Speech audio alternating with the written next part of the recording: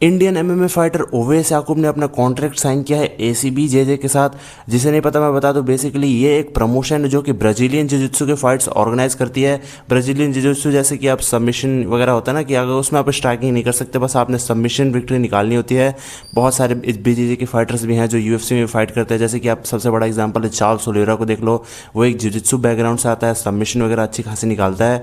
तो बेसिकली आपको इस गेम में यही करना है कि आपने सबमिशन वगैरह निकालना है। और इस प्रमोशन में ओवैस भाई पहले इंडियन है जो कि इस प्रमोशन में जा पाए, तो ये अपने आप में ही बहुत बड़ी बात है।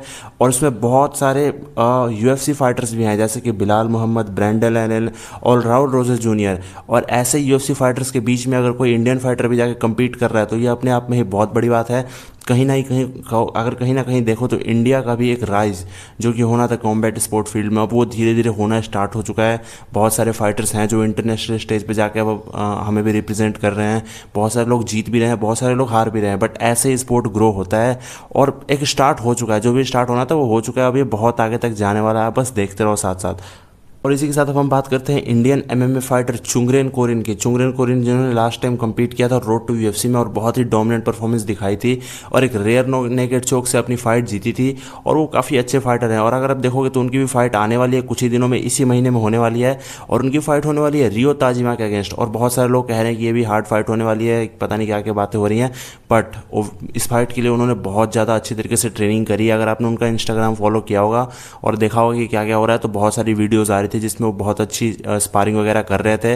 और लास्ट टाइम जब उन्होंने फाइट ली थी रोड टू यूएफसी में, तो वो एक शॉर्ट नोटिस पे फाइट ली थी, तो उनकी प्रिपरेशन भी उतनी अच्छी नहीं थी। और तो और अगर आप देखोगे तो वेट का भी कुछ इशू था, बट स्टिल उन्होंने इतनी बढ़िया परफॉर्मेंस दिखाई, एक अच्छे खासे फाइटर के अगेंस्ट इतनी बढ़िया परफॉर्मेंस दिखाई और रेयर नेकेड चोक से वो फाइट जीत भी ली। तो यार आई होप कि ये फाइट भी वो जीते। और रियो ताजिमा जैसा फाइटर है, मैंने उसकी लास्ट फाइट भी देखी थी रोड टू यूएफसी में, वो बेयरली एक डिसीजन विक्ट्री से जीता था। तो आई डोंट थिंक कि वैसी परफॉर्मेंस अगर ये लेके आएगा क्या बोलते हैं चुंगरेन भाई के पास, तो आई डोंट थिंक कि वो टिकने वाला है। या तो वो सबमिशन से जाएगा या फिर वो केओ से भी जा सकता है। आई थिंक कि चुंगरेन भाई के पास बहुत ही हाई चांसेस हैं ये फाइट जीतने के लिए। और अब हम बात करते हैं मृदुल साइकिया के बारे में, जो कि डेना वाइट कंटेंडर सीरीज में फाइट करने वाले हैं। और ये वही सेम फाइटर है जो लास्ट टाइम इन्होंने फाइट किया था रोड टू यूएफसी में। और आगुल अली नाम का एक फाइटर था, उसके अगेंस्ट इन्होंने लॉस लिया था और लिटरली रोने लग गए थे भाई उस फाइट में। अगर आप देखोगे तो वो 20 साल का फाइटर था आगुल अली, और उसने जब वो हिट किया इनके फेस पे और ये जब नीचे गिरे नॉकआउट हो गया, तो भाई लिटरली ये रोने लगे एक 20 साल के बंदे से हिट होने के बाद। तो आई डोंट थिंक कि ये चीज़ ये डिजर्व करते थे भाई। कभी कभी बताता हूँ मैं, कंस्ट्रक्टिव जो होता है ना क्रिटिसिज्म, वो भी कभी कभी भाई बहुत ज़रूरी होता है। और मैं वही बता रहा हूँ आपको कि ये उतने अच्छे फाइटर नहीं, ये बार बार इन्हें चांसेस दिए जा रहे हैं, बट ये चांसेस का फ़ायदा नहीं उठा पा रहे, उल्टा लॉस निकाल के आ जा रहे हैं। तो आई डोंट थिंक कि बहुत कम लोगों को चांसेस मिलते हैं। एज एन इंडियन फाइटर इनको पूरा सपोर्ट है, बट आई डोंट थिंक कि ये उस लेवल के फाइटर है जो रिप्रेजेंट कर पाएँ।